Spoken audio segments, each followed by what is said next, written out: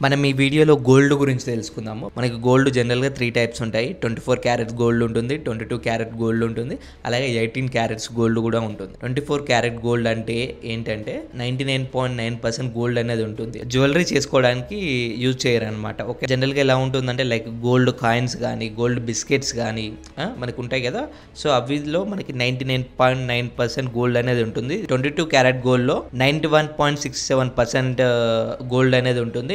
మిగతాదంతా base metals ఉంటాయి. Like silver గానీ, కాపర్ గానీ, అల్యూమినియం గానీ అలాంటి బేస్ మెటీరియల్స్ ఉంటాయి. సో దీంతో మనం జ్యువెలరీస్ అనేది మేక్ చేసుకోవచ్చు. సో నెక్స్ట్ వచ్చేసి 18 క్యారెట్ గోల్డ్ అనమాట. 18 క్యారెట్ గోల్డ్‌లో ఏంటంటే మనకి జస్ట్ 75% అనేది మనకి గోల్డ్ అనేది ఉంటుంది. మిగతా 25% అనేది అదర్ మెటల్స్ ఉంటాయి. Base metals like copper, silver, aluminium అని ఉంటుంది. అలాగే దీని ప్రైస్ కూడా చాలా తక్కువ ఉంటుంది కంపారిటివ్లీ 22 క్యారెట్ గోల్డ్స్‌తో పోలిస్తే. సో జనరల్‌గా ఎలా ఉంటుందంటే 24 క్యారెట్స్ కానీ, 22 క్యారెట్ గోల్డ్ కానీ, 18 క్యారెట్ గోల్డ్ కానీ ఎలా ఉంటుందంటే గోల్డ్ పర్సెంటేజ్ ఎంత తక్కువ ఉంటే దాని రేట్స్ కూడా అంతే తక్కువ ఉంటాయి అన్నమాట. అది మనం అర్థం చేసుకోవాలి. మనకి ఎప్పుడైనా కానీ గోల్డ్ అనేది మంచి ట్రెడిషనల్ అసెట్ అనమాట. మనం చిన్నప్పటి నుంచి మనకి మదర్ అండ్ ఫాదర్ గోల్డ్ వేసుకోవడం కానీ, జ్యువెలరీ వేసుకోవడం జరుగుతుంది కదా. ఇది మంచి గుడ్ ఇన్వెస్ట్మెంట్స్ అనమాట.